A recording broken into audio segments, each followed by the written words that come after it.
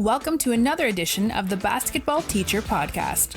Our mission is to bring you discussions on a wide array of topics in the coaching world to grow players on and off the court. You can connect with us on YouTube, Facebook, and Twitter, and also reach us directly through email at basketballteacherpodcast@gmail.com. Now, here's your host, Coach Mike Hernandez. Welcome back, and thanks again for listening on whatever platform you found us on. Our topic today is one that's really important to so many coaches. One of the more common phrases you'll hear from a lot of coaches in terms of their philosophy, myself included, is wanting to get out in transition. It's a kind of a vague, kind of a general term, but there's so much that goes into it, and it's a common goal that a lot of teams have. And so it's definitely worth dedicating its own topic to. So to help discuss and bring some insight into this topic, who also describes himself as a basketball teacher, which I think is awesome, I'm happy to be joined today by Coach Jake Kupersmith. Coach, how are you today? Doing well. I'm doing well. Thanks, Coach, for having me on. Good, absolutely. I'm excited to get into this. This should be good. Like I want to do with everybody who I have, any guests that I have, I want to make sure that our listeners know your basketball journey and where basketball's taking you and where coaching is taking you. So, Coach, want to go through your basketball and coaching journey with us? Sure, absolutely. And if I start to ramble, just cut me off. But, I'm currently the head coach at St. Thomas Aquinas High School here in Overland Park, Kansas, just a little suburb of Kansas City. And this is my alma mater, so I'm very blessed and fortunate to be able to coach at my alma mater. And it took me a few years to get back here. After I played here at Aquinas, I went on to Kansas State University to become a student manager. And that's where I kind of fell in love with the idea of coaching. I had a contact that was on staff with Coach Jim Woolridge, who was there before Coach Huggins. They kind of set me up with an interview, and they said, if you want the job, it's a volunteer thing, so just work, and that's what you did. So once Coach Huggins got the job, I met with him and his staff, and you're pretty much at their beckoning call. Whatever they need you to do, you do it, and whether it's you're getting cords for film, you're running airport runs. We didn't have an airport in Manhattan, Kansas, so I can't even tell you how many recruits I'd pick up from the Kansas City airport, which is about 2 hours away from Manhattan. You're getting food, you're doing laundry, you're packing things for road trips.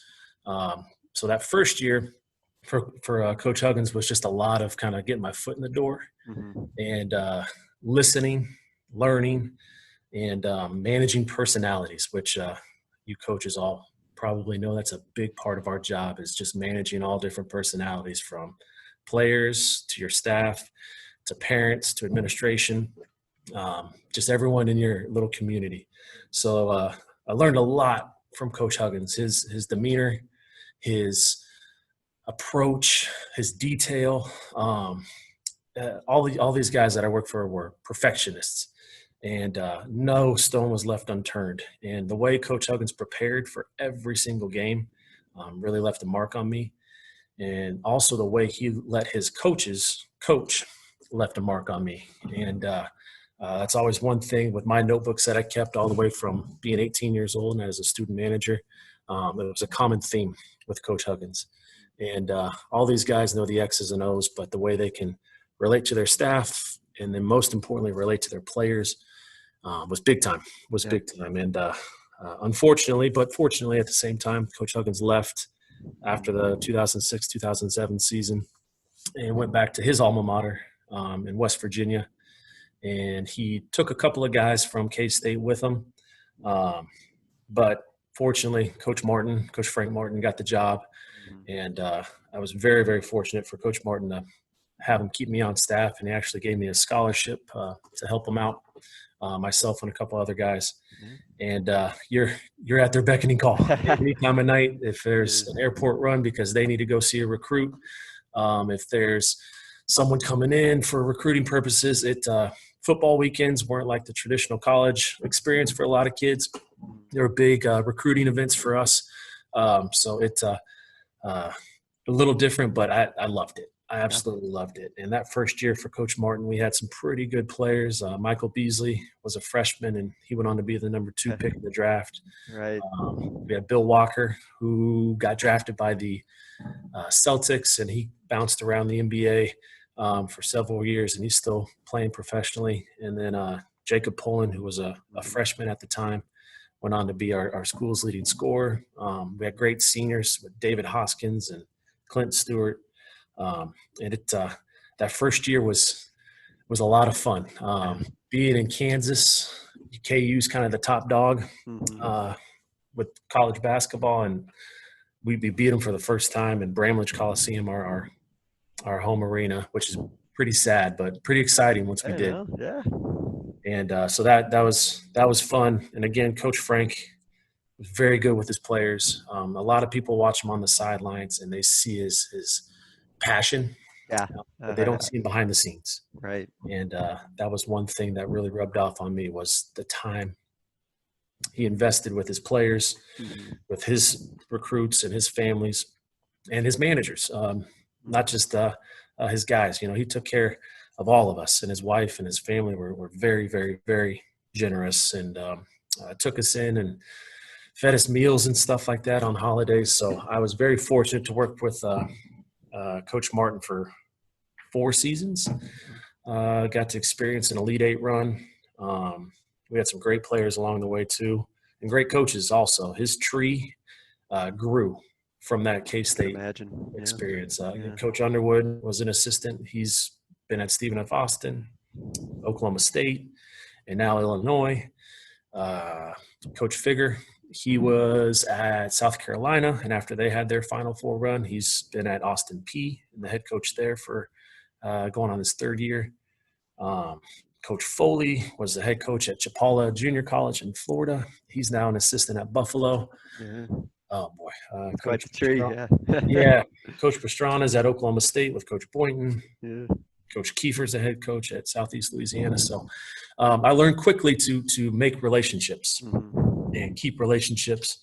And I still talk to those guys every year, and not as much as I'd like to, because they've got their own programs. And but it's always good to just kind of connect and stay in touch with them. But after K-State, it was tough for me to get a job. The climate wasn't like it is now with everything going on with coronavirus, but I graduated in 2010, and there was a lot of difficulty getting graduate jobs or even coaching jobs due to the recession.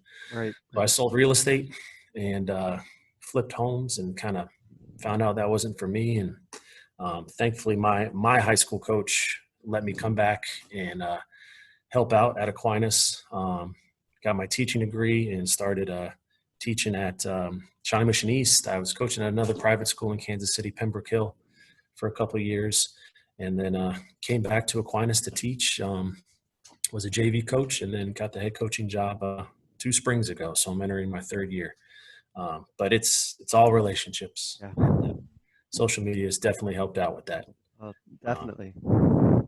I mean, there's a lot to it, and it's a reoccurring theme that I've noticed in some of the people I talked to, built those connections with their alma mater and eventually came back or worked and had relationships with former coaches or people who they knew kind of growing up playing, and then obviously the relationships that you've been able to maintain from your experience at K-State are I'm sure invaluable to you as well, those relationships and those people that you know. I wanted to touch on that experience you had at K-State as a student manager, because clearly it left an impression on you, and it left a mark on you, and is something that kind of helped your trajectory as a coach and as a person also, it seems. It may be a little difficult, this one, but what do you think would be the biggest thing that you would have been missing from your coaching right now if you didn't have that experience at K-State? I know there were so many things that you had, but if you didn't have that experience being a student manager, what do you think would be the biggest thing that would be missing in your coaching practice right now? That's a really good question. And I'm going to answer it in 2 ways. The first one would be just building a locker room.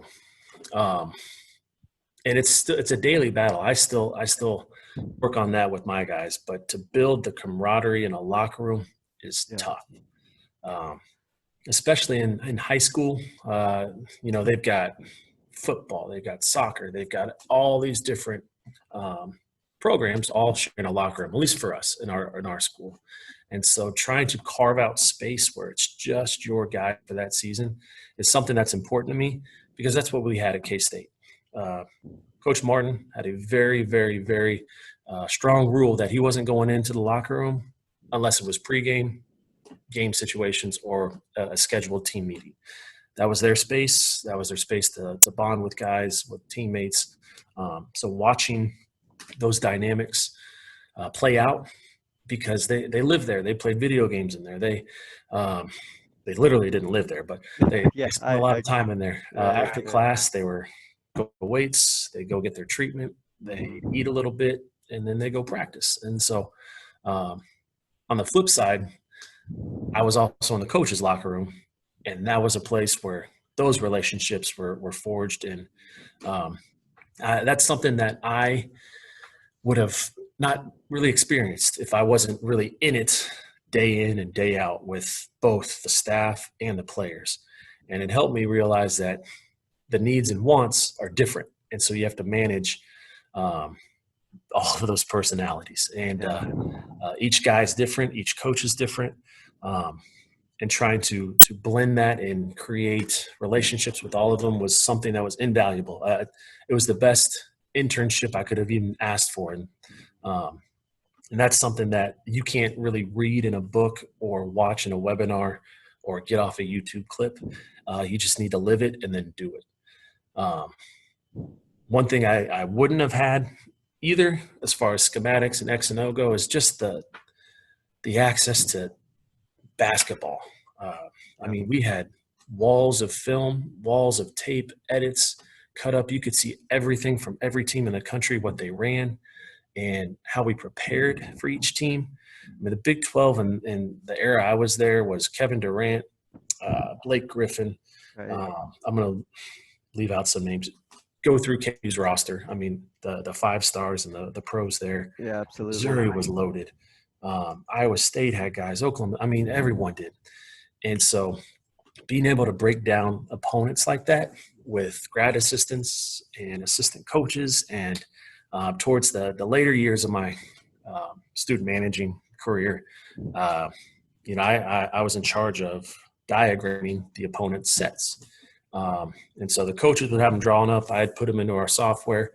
And so being able to X and O and see what every Big 12 coach ran and kind of keep that in my memory bank and run my own photocopies of that, I wouldn't have had access to that. Yeah, right.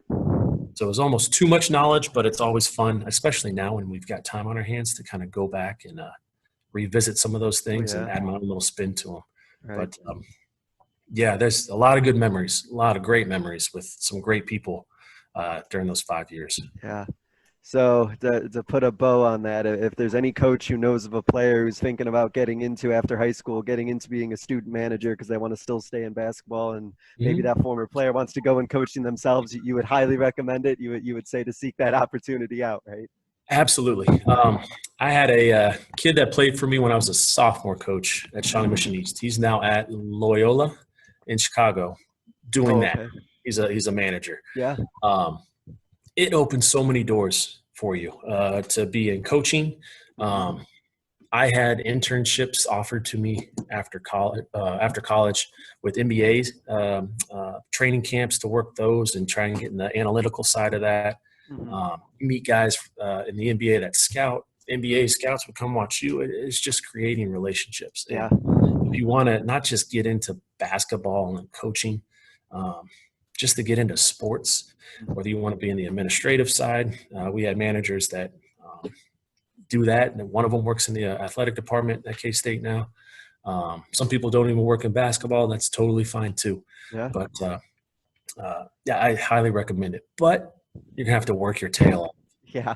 Sounds like it. Yeah. And, definitely sounds like it. Yeah. But it's rewarding if that's what you really want to do. Really want to do. Well, Yeah, and there's so much, and because you've emphasized the relationship part, like those skills, whether you want to do something sports related or whatever field you want to get to, just the ability to cultivate relationships, build connections, that's going to be invaluable in any career field or profession you chose. Probably Sure. helped you when you were doing real estate too, before you even got into teaching. You had So to learn how to sell. yeah. And, with teaching, you're selling your content. With coaching, you're selling your philosophy and your culture. And it's a day-to-day thing. Absolutely, And your clients are a little bit different. When you've got 15 to 18-year-olds in the high school realm, Yep. it's not like selling to real estate investors or Yeah. even college kids. But Right. knowing who you're talking to and how to build those relationships, and I'm not perfect at it, but it's something that I'm constantly trying to get better at.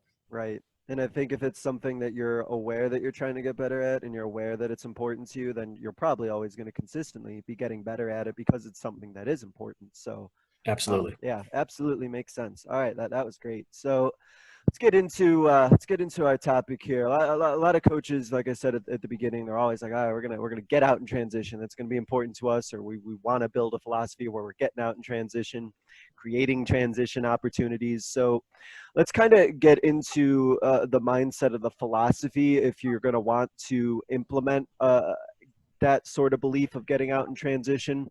What is your philosophy for getting out in transition? Is there a philosophy of, we're gonna be pressing a lot to create transition? Is it we're gonna still create all those opportunities even in our half court defense? Just in a general sense, what is your kind of coaching philosophy when it comes to those transition opportunities? Sure. It starts with defense. And if we can create live ball turnovers, on the flip side, we don't want to have those Yeah. on the offense. But live ball turnovers usually result in a numerical advantage for us in transition, and that can create an easy scoring opportunity. How we get live ball turnovers comes from scouting, preparation, knowing where we can kind of attack the opponent on offense, and also closeouts and forcing bad shots, quick shots and shots that are easily rebounded. I'll be honest with you, this past season, we weren't as good as we wanted to be with that. We gave up too many shots in the paint, too many easy shots off drives. And ironically, we put so much stress on the three-point line, and we were pretty good guarding the three. Yeah. We were horrible guarding the paint. And that limited our transition opportunities. When teams missed threes, we usually could rebound it and go. Mm-hmm. But when teams are scoring, it's tough to get up and down and get those easy scoring opportunities in transition. So it starts on the defensive end. We ran a little zone press. We mixed and matched it throughout the year. We got some good looks in transition off of that. We had some pretty good guards that are unselfish, but they could also score. And we had some great bigs with good hands that could finish in transition. So we're big on not necessarily just saying we want to play fast. I think that's just a broad statement. We want to play quick, and we want to put pressure on the rim. And we want to do that by having designated lanes and responsibilities when you get in those lanes. And by filling those lanes, you can pressure the defense, put them in closeouts, and attack those closeouts. But again, it starts with on our defensive end. If we can get deflections, if we can get quick shots, and you got to rebound it. Mm-hmm. So that's the first thing we talk about: deflections, forcing them to take tough twos, and contest, clear space, and go off of that. So this is, no matter who the personnel is, it doesn't matter what group that you have coming in, you believe that it doesn't matter who I have on that coming year, like we're going to be able to get out and transition no matter who I have. When we start camp, hopefully on the 27th, the first thing we'll do offensively is talk about our responsibilities on a make and a miss offensively. So if a team's not pressing us and they're just kind of playing, it's within the flow of the game. I used to have the 5-man always take out or the 4-man. In recent years, we've kind of had some flexibility with our 4 and 5. It's the closest big to the ball because I want them to stay in there and rebound. I found that a lot of my bigs would start to leak out and wouldn't hold their blockouts, and we were giving up easy opportunities because they're so consumed with trying to get down the floor. Yeah. So once we get the ball, closest big to the ball is the trailer. Furthest big from the ball, he is rim running, just like 99% of the guys who run transition do. We've had 3 pretty good guards the last few years that they were all interchangeable. But ideally, what I like to do with my freshmen and younger kids, the one man gets the ball closest to the rebounding side. So if the big rebounds it to the right side, he's going to get to the ball side, kind of free throw lane extended, and advance it with the pass. And I give them the rule that they get 3 dribbles. That's it. And if they dribble more than that, it's a turnover. And I show them that on film. So once they get 3 dribbles, they've got to either advance the ball up the floor to the big who's rim running, the corner, the guy in the deep corner for a driving opportunity or a post feed, or the trailer. On that 4th dribble, they're going to hear about it from me. And I stop them in practice when they do that. And one thing, they don't know it's coming this year, but one thing Coach Frank and Coach Hugs had was the treadmill. So instead of making I've heard that. Yeah. They just say treadmill, go. Yeah, point to the treadmill. Yeah. And it's coming. So instead of punishing everybody, they're going to learn quickly. But that 3 dribble rule is what I like to have, because it makes them make decisions quickly, and that kind of speeds up our pace of play. Yeah. So we've got responsibilities, but our pace is going a little bit quicker in that open floor situation. Well, I'm curious your thoughts on this, because this is something I see a lot where I'm at. Is a lot of times when we have girls who are coming into our program, I see a lot of over dribbling. Mm-hmm. Did you see that too? And is that why we're trying to limit the dribbles? One, because the ball is going to move quicker on a pass, but do you also see that too, where there's this over dribbling and players are dribbling too much? Yeah, and I think it's just a habit that they're used to, especially coming into high school. A lot of the kids that are varsity players, they've been the better kid on their teams growing up, and so they're able to just get by everybody. Some kids can still do that, especially in our league and even on our team. But the really good teams, you've got to beat them with the pass. And the over dribbling, it just allows the defense to recover a lot quicker. And if we can, 2, maybe 3 dribbles at most to get the ball down the floor, we can get it to the second side and get into our flow and our action. And it creates more scoring opportunities for us, as opposed to just pounding the leather out of the ball. Yeah, right. Yeah, that's absolutely about how quickly the ball can move just on the pass. I want to talk about your big who's rim running. I hear concerns, and I've probably had them before, is that the big sometimes they're running the floor after they get that rebound, and they don't get rewarded as much as they should, and therefore sometimes their hustle might not be exactly where it needs to be if they feel like they're never going to be the one finishing the play in transition. Are you having your guys kind of intentionally look for that big who's trailing, or is it just like we're getting the first look, and if it happens to be the big that's there, great, but it is what it is?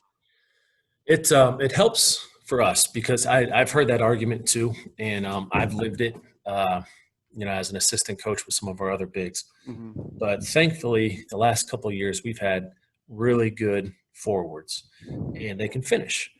And we've had very unselfish ball handlers.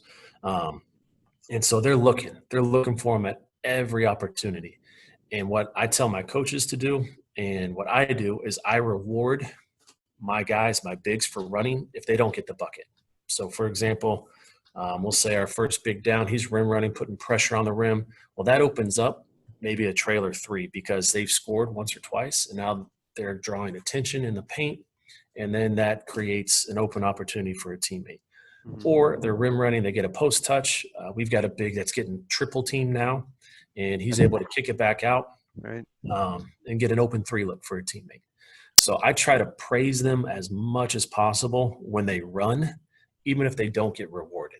Mm-hmm. And then I'll go to my point guards or my ball handlers and say, hey, you missed them. Did you see them? Why didn't you hit them? Mm-hmm. So I try to put the question back on them. And if they just say, I honestly didn't see them, then they know right there that, hey, I got to give them a look. Trying to pose questions to them as opposed to just blowing the whistle and screaming at them, I'm finding out they learn a lot better that way. Mm-hmm. In college, they could get on you pretty quick. And, it's a little different environment as far as practices go. But in a high school setting, I try to whisper that criticism to them or show it to them on film. And then I'll praise my guys just for running. We had a big this last year that maybe averaged 6 or 7 points. But if it was a stat for rim running and hustle, he would have led our league because he just constantly put pressure on the rim. He posted and he occupied sometimes 2 guys because of his effort. Yeah. Well, in that case, in a sense, it's too like he's almost like getting assist in some instances if he's rim running and drawing attention and freeing up somebody else. To me, that's as good as an assist if we're getting a good shot out of it. Right. So, I think that's important to emphasize the action of what they're doing, and they might not get the tangible result of scoring, but like you're praising the running, you're praising the effort, and then again, like you're making sure that your guards know, like, hey, did you see the big run in there? Did you see him running the floor? And then again, you're not screaming or chewing them out if they don't, but if they know, like you said, they know next time. Okay, exactly. Yeah, he's running, so we'll look for. And when those guards throw it, and they try to hit the big either on the run, I tell them too, what type of turnover is that? Worst case scenario, what type of turnover is that? And the majority of the time, it's a dead ball turnover. So I say we get to set up our defense. Yeah, and those are the turnovers I can live with. You're trying to make the aggressive play, the right play. I'm not going to yell and scream at you for trying to make that pass. Right. Because then it shows that big that on defense, he's got to run. They're looking for it. So it's all part of that little chess match within the game too. Mm-hmm. Yeah. And if you're going to make a hustle play, or you're going to try and make like a play to score and it doesn't end up working out, absolutely, I agree. Like that's the type of effort, those effort type turnovers. If those happen, like you said, you just set up your defense and just go from there. Right. So I know there's not like necessarily like a science, and we're not going to like put the stopwatch to it. But have you found in your experience, is there sort of a time limit where like we're done, transition is done, and now it's time to set up the offense? Is it just sort of a thing that like you get a feel for, or is it sort of like, okay, we know in transition, if we're not getting this in a few seconds, we're done and we're just going to go set up what we're into? Right. Funny you mentioned the time though. At K-State in individual workouts leading into the season, we would time the wings. They had to go from inline to inline in less than 7 seconds. That was the goal. And high school, a lot of guys can't do that yet. Coach Underwood has a philosophy. He gives his guys free reign in the first 7 seconds of the shot clock. And I've tried to tell my guys, if you get a look, you can get to the rim, go, finish, take it. The first 7 seconds defensively is when the opponent is usually at their weakest, but we don't have a shot clock in high school in Kansas. So I just tell them, let's get it to the second side. And if we can't get it to the second side and get a look, we have action that just kind of flows into our half court sets. Does it work every time? Absolutely not. Do I show them that stuff on film? Try to do it as best as I can. But I'm big on getting easy scoring opportunities. So whether that's hitting a big in transition while he's running, getting a post up and a post entry and a kick out three, I want those opportunities. And we talk about what a good three is and a bad three is in transition. There's percentages out there showing that inside out threes have a higher percentage of either going in or getting an offensive rebound, as opposed to swing threes, which just means the ball's getting swung around the perimeter. Right. It's not touching the paint. So that's all things we talk about. So if we get an inside out look or a post touch or a layup or a slot drive, that's a good possession for us. If we get a one pass swing three, that's not. So it's, again, just teaching them that stuff. And the team scout us really well in our league. And if they take that stuff away, then we got to run action to get another good shot. Right. Well, and then like you said about the inside out for you being a good look, that requires your big to be running. So doing the rim running there, and then like you said, whether it's a 3-point shot or whether it's an offensive rebound or something that goes in, that the big can be rewarded for it.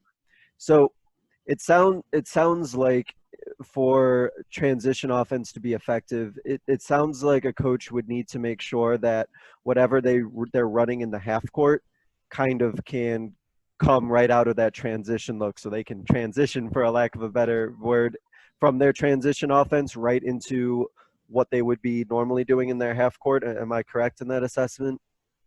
Yes. Yeah. In a perfect world, Yeah. that's what we work on in practice. The first part of our practices are always our transition drills, whether it's just a transition warm-up drill.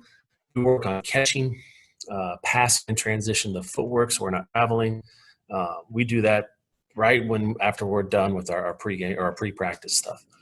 And then we do our transition 5-on-5. We might do a transition defensive drill, and then we go live with that, and we get into our half-court flow. I'm a big believer in Coach Underwood's spread offense that he runs. We ran that a lot this year. We kind of got away from it. We added some wrinkles after teams really scouted us, but it creates a lot of opportunities for scoring without dribbling. And you just kind of got to be creative with some of the actions after looking for a secondary break to get into the action you want. So whether you run a 2-guard front, a 1-guard front, and you go 1-4, I mean, there's all sorts of stuff that you could run, whether it's a weak side pin down or it's a weak side stagger and a 2-man game on the side, whatever you want to do. There's a plethora of information out there. Yeah. You just got to do what fits you and your guys. Right. YouTube's been great for that, just finding sets and things that might work for your personnel. But ultimately, I like it to run into our half-court game because we have floor balance, because the game's imperfect. If we have floor balance, then it can kind of set up our transition defense too. Yeah. And then it all just sort of flows together, and like all the parts can kind of seamlessly, in a perfect world, kind of blend together. In a perfect world, blend sort of together, and it all one action can lead right into another. Right. So let's get into kind of those non-negotiables, and you mentioned how it's an emphasis for you on practice, and then some of the transition drills and some of the things that you do to get out and transition. So for a team to be effective running and getting out in transition, what would you say are some of those non-negotiables that need to happen, whether it's after a turnover, after a rebound? I know we've touched on a couple, but what do you think those foundational things that are absolutely crucial that have to happen? Sure. First you got to get the ball, 2 hands. And that's something that, we still stress because, like I said, our guys want to go. And secure the ball with 2 hands. And if you needed to take 1 dribble to create the outlet pass, that's it. But I don't really want my bigs taking more than 2 or 3 dribbles.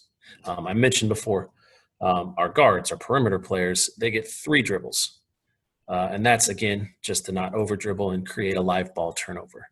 The non-negotiables, though, other than the dribbling, is that they've got to sprint those first 3 steps. So if they sprint those first 3 steps or strides, usually they can beat their man down the floor. If they kind of have a buddy run or a home run jog, it's not putting pressure on the rim, and we're not going to get into anything. It's too easy to guard. So sprinting those first 3 steps, I tell them, beginning of the year, we show them in film that a lot of games are won, yes, in the paint, yes, on rebounding, but a lot of games are won from top of the key to top of the key when teams just get down the floor first. So if we can do that, it's something that we stress as coaches.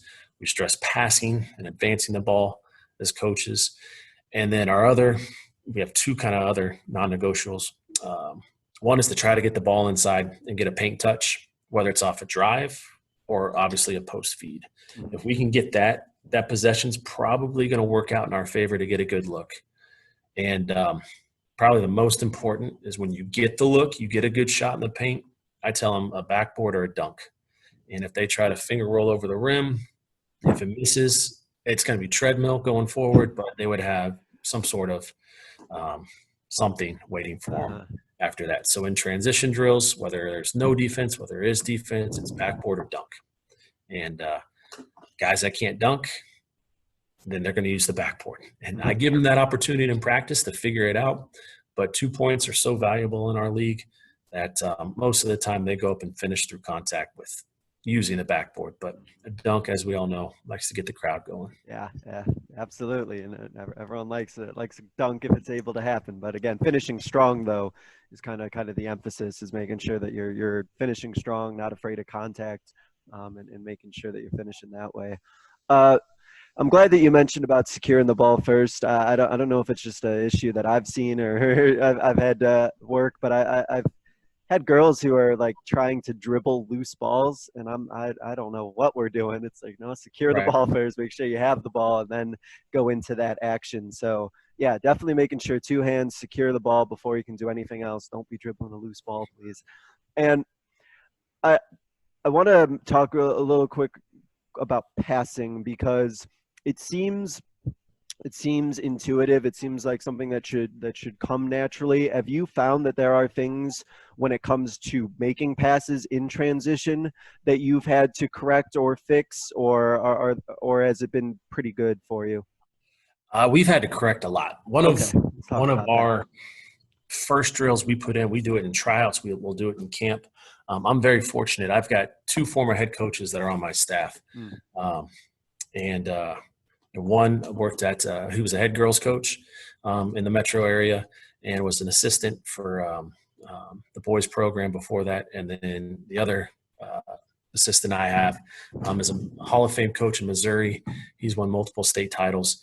And so I get to steal information from them constantly. And one of the drills I really like that I took from him, we just call it three-man fly. Mhm. And it's working, getting the rebound, securing it with two hands, hitting the outlet, taking one, maybe two dribbles, and then hitting a guy streaking down the other side. And the first day we did it, like a train wreck. Balls were going all over the floor. Yeah. We weren't making layups. Guys were thinking too much, which is good because it showed us what we needed to work on. Right. And by end of February, end of March, we have a point system on that. They can only have 8 mess ups. So whether that's a missed layup, whether that's a turnover, whether they don't catch it with two hands, whatever it is, if they go over that, then they have to run. But we give them opportunities to take those mess ups away, whether it's a dunk or whether it's a great pass or something. It's different every year. But that corrected a lot of our passing. And we found out the first year as a head coach, we'd have opportunities to score, but we wouldn't convert them because our passing was atrocious. We were hitting cheerleaders in the stands because it was so bad. Yeah. And that's because we didn't practice it. And so over the summer and the fall, going and watching colleges practice, that's just something that we really wanted to incorporate, and it paid off. And then you show show your players that on film and just say, hey, here's the drill in practice in a real life game situation. Mm-hmm. We've done this before, and it translated into an easy scoring opportunity for us. Right. Well, I think that's so key about making sure that they see, like, here's what we did in practice and here's how it benefited you. Here's how it translated into a game situation. And I think that makes it really authentic for players. It makes them hopefully get the light bulb go off in their head. Like, oh, okay. Like Right. I see where that correlation was. I see where that worked. Yeah. So couple other things here that I've personally had concerns about, or I know I've heard other people mention to me is they talk about wanting to, we want to get out in transition, but we're not even getting the rebound. We're not even securing the rebound. You've mentioned that you want to make sure that your big isn't too far away from getting in a rebounding position. Is there anything more that you're emphasizing when it comes to rebounding to make sure that that's getting secured first before you can start anything else? Sure. Well, the blockouts are key, and there's all sorts of philosophies on blocking out, clearing space, whatever you want to use for terminology. Yeah. I've done a poor job of this, but it's frustrating to me, but I've done a poor job of teaching it. At K-State, we led the country the third year under Frank's regime in offensive rebounds and total rebounding. And that's because every single day, Coach Underwood was in charge of the bigs, and Coach Jake and Delonte, who's at Southern Miss, right, an assistant.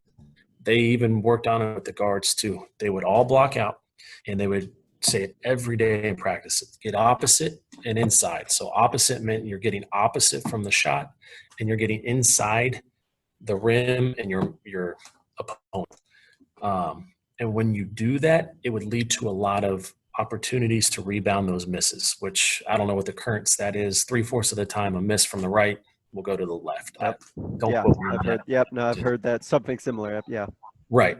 So just having that little bit of edge creates more defensive rebounding opportunities for us to secure the ball and go. And that's something that in my personal notes that I got to get back teaching and breaking down a lot more with our bigs and wing and even our guards too. Because a lot of times there's guards that are crashing in and getting rebounding too. I'm a big man-to-man believer, and you can play all sorts of different types of man-to-man and switch and different ball screen coverages. I just feel that man-to-man allows it to be a little bit easier to find that opponent to block out as opposed to a zone. I know other people have different philosophies, but that's just what I've seen successful. But one thing we'll do this season is talk about getting opposite and inside. Usually the bigs are down on the block, mid-post area, or sitting down screens, so they're going to be kind of close to the rim so if they can get opposite of the ball and inside their man in the ball, we can hopefully secure it with two hands and go. Well, you've reiterated something I've heard a lot, and it seems absolutely true about the positioning, about, shot from the right, going to go from the left, and things of that nature. And it's a point of emphasis. If it's something that you emphasize and it's important to you, then hopefully everyone will be able to see better results. I think what you emphasize in those practices or what you make sure is important are going to be the things you see results in. And so definitely the same case of rebounding and, again, securing it, getting the two hands, then boxing out. Is there been anything in particular with boxing out? There's so many philosophies about what boxing out needs to look like. Is there one that you're kind of adhering to when it comes to boxing out? It's different every year, it seems like, but it's not at the same time. There's always some new strategy. There's some new footwork. I was taught to find your defender or the offensive guy and put your elbow in them and then reverse pivot. That's a foul now. Most guys, if you do that, you put your hands down and the ball goes right by their head. I just want them to make contact. And whether that contact is stepping in to the middle of their chest and then pivoting whichever way. Clearing space is a term we use a lot. So we close out, we contest, and clear space. We use that terminology from one of our assistant coaches. The alliteration seems to help. But when we clear space, we can hopefully have room to go attack it off the rim. But blockout drills, we do stations almost every day, and that's usually one day or one station, especially if we're focusing on defense that day. We'll break that down for about 6 or 7 minutes, make it competitive, and just trying to stress to players that it's in my opinion one of the top 3 stats in the game, next to field goal percentage, turnovers, and rebounding. But again, you just got to do it every day, every other day, just like in the classroom. It's the fundamentals that you want to work on and the skills that you want to work on that they need, that you have to continue to stress. Yeah, you have to make it a point of emphasis, something that you're continually doing and doing it out of habit, doing it out of routine. And making sure that you're not going away from it if it's something that's important to you. Right. So I know just from the conversation that we're having that it's a very big point of emphasis in your practices about getting out in transition and doing those different drills. And I'm curious, if you want to have your transition offense run really effectively, you also don't want to see on the defensive side, you don't want to see in practice, you don't want to see your defense completely be falling apart or not doing what they're needing to do. So are you emphasizing, if you're doing any sort of 5-on-5 transition work, are you making sure that you're looking at the whole picture? Do you have your other members of your staff looking at things on the defensive end? Like, how does it work when you want to see your transition offense be successful, but at the same time, you don't want to see your defense just completely open the gates and let whatever happen? Right. So there's a couple of things. Great question. A couple of things we stress on with several drills that we do. We want the ball on the weak side of the floor from a defensive transition standpoint. Most teams in our high school league are very right-handed, so we try to push the ball to the left side. Right. That's something we look at as coaches. We want to force teams to take jump shots in transition settings. So whether that's a swing three or trail three or whatever it is. We'd rather them take jump shots. That's a win in our book from a defensive standpoint in transition. And we want contested shots, contested twos, contested threes that are controlled. If we can do that, that's something we really look at. The other thing we look at too is we want to have all 5 guys inside the ball is what we say. So in a defensive standpoint, all 5 of those guys need to be between the rim and the ball handler for us on a defensive philosophy too in transition. And one thing that drives me absolutely nuts and I lose my mind and probably burn through timeouts is when we don't have athletes go chase an offensive rebound and we get beat in transition. Mm-hmm. Does that make sense? Yeah. So I don't have 3 guys attacking the glass. Okay. But somehow we missed the shot and they still beat us down the floor. It drives me up a wall. So that just means they're not running hard. So they need a timeout and they need to hear from me. But when we do our drills, I usually put a coach in charge of, hey, watch offense, make sure we're finishing through contact, going off 2 feet, backboard or dunk, not over dribbling. And then I have a coach watch defense, make sure we're closing out, we're forcing them, no paint, make them go left, make them contest everything. So we're talking about that stuff, getting deflections and whatnot on the defensive end too. But it's one of those things where it's a give and take. A couple of drills we do. 8's kind of a number we stick with for either turnovers or mistakes or whatever it is. It kind of works with us after watching practices where we're not stopping and losing our mind, but there's still a good flow when the guys are playing. Yeah. So we'll track turnovers. We'll track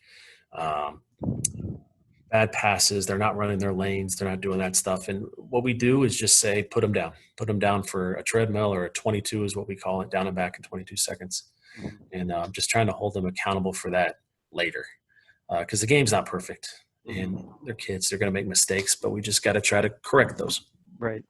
And so it sounds like also on the defensive end about just making sure you're getting back, though, that sprinting. It's a constant point of emphasis, right? Getting out in transition, whether you need to get back on defense or getting out on offense, is making sure, like you said, from the top of the key to the top of the key, that those sprinting and then those first few steps are really important. Right. Yeah. Right. We tell guys to sprint, like I said, those first 3 strides. And once you hit half court, you need to turn around and address the ball. And whether the ball's the most important thing. And you hear it all the time. Well, my man didn't score, but the ball scored. They scored. And so whether your guys we've got to stop the ball. And if we're caught in a situation where a big's on a small and we got to switch out of it, then so be it. But got to stop the ball. And then hopefully we can recover and get back to our rotations. Well, yeah, that's really important is in a transition setting like that, it's when you don't really have a guy like stop the ball like that. That's what we're focusing on. And you said if it is a little bit of a mismatch on the defensive end, well, you still have that priority. This is the job we need you to do right now. And like you said, hopefully we can get into whatever we need to on the defensive end. But right now the priority is that ball not scoring and not getting in the basket. Right. So in practice planning, coaches, myself included, want to be great at everything. We want to make sure we're doing transition, our press is good, our half-court offense is good, all these sets are good, and we want to make sure we're good at everything. But obviously, we only have a finite amount of time that we can to practice, and there's certain things that we are going to perhaps emphasize more than other things just for the sake of time. So for a coach who really wants to be effective and really be good at getting out in transition, again, I know there's not perfect science to this, but what would you say to that coach in terms of the amount of time that they would need to dedicate to get to a level where they're going to be okay with their transition? Sure. Like you said, there's a finite amount of time that you have. We always do ours kind of in the first third of practice. We'll get up and down with some warm-up drills, and then we're doing some sort of transition drill that's live. And there's a couple of reasons I like doing that. It gets them talking. It gets them moving and competing early on in practice. And I try to get them tired early on, and we usually transition into some sort of free throw drill after that. We'll do transition stuff for the about 20 minutes, 25. Now, different segments of that are broken up, but for about 20 to 25 minutes, we're doing transition, just drills where they're filling lanes. And it's not one-on-one. It's maybe 3-on-3 to 5-on-5. Yeah. And then at the end of practice, there's a segment that I took from Coach Hugs and Coach Frank. He calls it ODO, where you're on offense, defense, offense. And so we'll get in there in the huddle, and I'll say it's a half-court set first. We're going to run whatever, spread. And then transition is you're in transition defense. So make or miss, here's what we're doing on defense. Here's our ball screen coverage. Here's what we're doing on this. So we do that for the D part, and then we go O again. So, for example, I might say run spread. We're on a make. We're double fist on a miss. We're single fist, but we're gold on ball screens for the whole possession. And then in transition, we're going to run chop into spread, or chop into stay, chop into whatever. So it's them getting used to hearing the terminology, but then having to think on the fly. Yeah. And trying to make it more game-like but controlled also. Because if they get a layup, I tell them all the time, take a layup. You get a steal, go take a layup. But that's part of our transition approach too. And we'll do that for the last 10 to 15 minutes of practice, and then we'll do some situational things too. Well, it sounds like one of the better ways to incorporate all that transition practices in your practice is to also be incorporating all the other things that you want to do. So you're running, the sets that you want to run, or you're implementing and looking at all the things in your half court defense and things of that nature. And then as that's happening, there's obviously going to be misses along the way, and then you could just naturally go into your transition. Am I correct in thinking that? Right. And the main thing that I try to stress with them, and I'm sure other coaches are in the same boat, they get accused for being too controlling and not letting the kids play. I want floor balance. I really do. That way it's creating scoring opportunities, and then it allows us to get back in transition. A lot of the times when you just let them play, sometimes there's over dribbling. There isn't floor balance. It's low percentage shots, and it leads to easy opportunities for the other team. So it's trying to explain that to the guys. I'm not trying to be a joystick and tell you to go here and you go here. I want you to get to these spots. Here's a couple of reads, make the right play. But understand that we're in these situations or in these spacings to help us on the defensive end also, and to improve your passing angles, and to make sure that you can make good reads and good passes to hopefully not turn it over. So I want to touch on that part real quick. So let's say you're running and the players are going, and then you notice that the floor balance isn't there, or you notice that there's over dribbling. What is your conversation, or what happens right when you notice that's taking place? I ask questions, because they come over and either a free throw or I sub them out, or even in practice, I'm just going to say, why are you on that side of the floor? One thing that happens every year is we'll have a ball handler and then two wings running on the same side. So we've got three guys all within 10 feet of each other.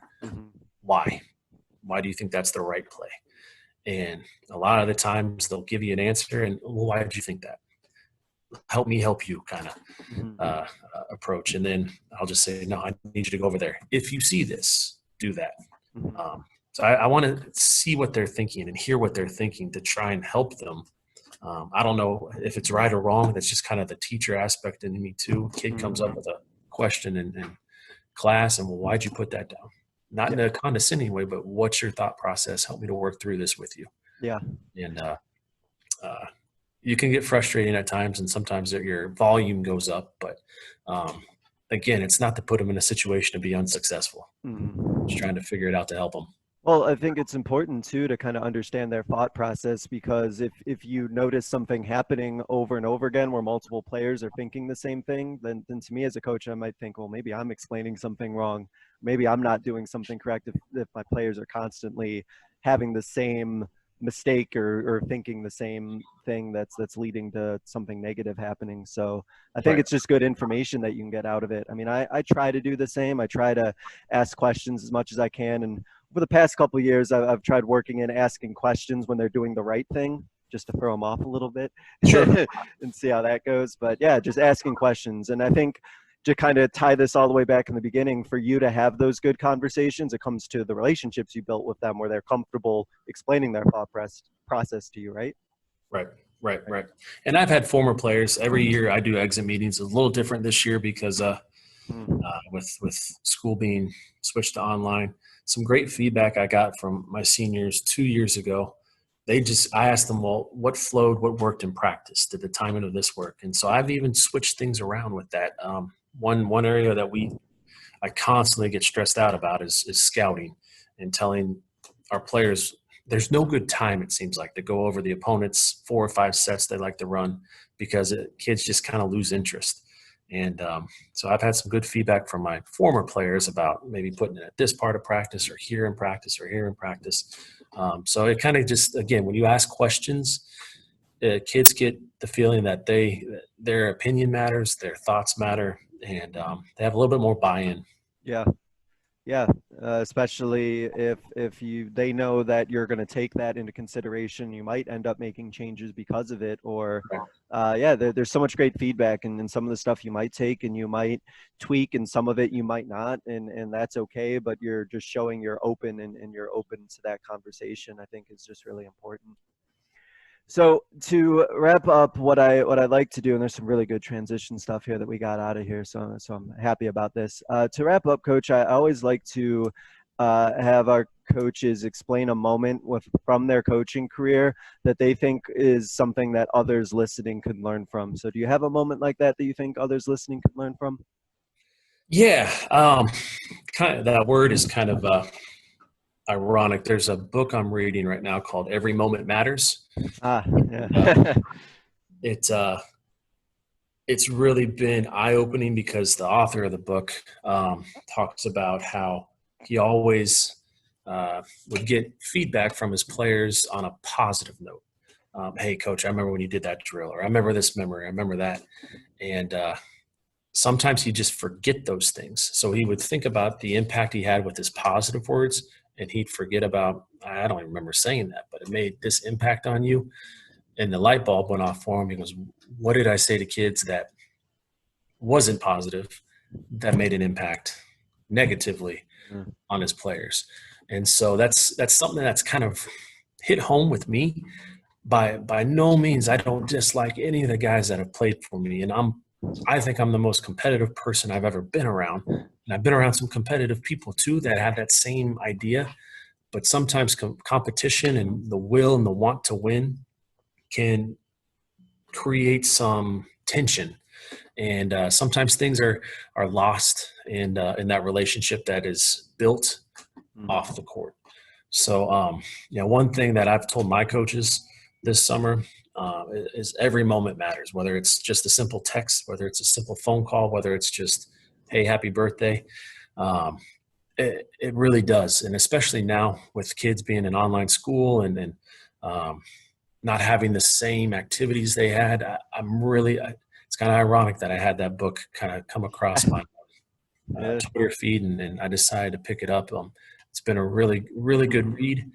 And it's hopefully something just as teachers and as coaches, what we say, what we do is being absorbed every single day by our students and players. So it's daunting if you think about, but it's really kind of moving and powerful to think about too, that you can have that impact on kids. Yeah. I think it really puts into perspective like our responsibility that we have and then the weight that we have. And then it's a great responsibility. And then there's so much positive that we can do, but just being really mindful of those things that you say, and that one comment, that one like offhand comment that you make that you don't think means anything, whether it's good or bad, like that could be the one that sticks with them. And right. So yeah, just being really careful of that and also understanding of that. You said the book was Every Moment Matters. Every Moment Matters. Every Moment Matters. That's good. I add it to my reading. I got time, so no. add it to the reading list. Great. So To wrap up, Coach, I like to give everybody what I call the 60-second soapbox, so the floor is yours to get out a final thought, add or emphasize something maybe you talked about earlier, just any sort of closing thought that you want to have our listeners be left with. Sure. Just try to foster, build, and create new relationships. Every day, every week, month, you come across people. Just this opportunity right here. I'm scrolling through Twitter and clicked on something, and I've been itching to talk basketball with people. And you never know. You never know what doors can open up if you just listen, you talk, and have conversations. It can lead to some great opportunities for you, and you can meet some great people. So don't take anything for granted. Every moment does matter, and don't be afraid to put yourself out there. Right. Well, isn't that true about don't take anything for granted, especially now here in 2020, don't take anything for granted and keep those relationships and keep the doors open. I think that's great. Well, this was a really great conversation. I love talking about not just the transition stuff, but also, your experience there at K-State and about the relationships and also this book that you just mentioned. So there's a lot of good information here.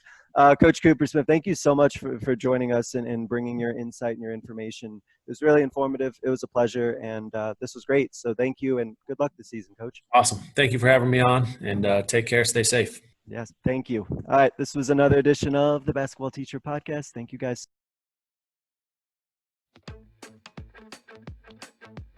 Thank you for listening to another edition of the Basketball Teacher Podcast. Make sure to connect with us on YouTube, Facebook, and Twitter, or reach us directly through email at basketballteacherpodcast@gmail.com. Take care, be safe, and we'll see you next time.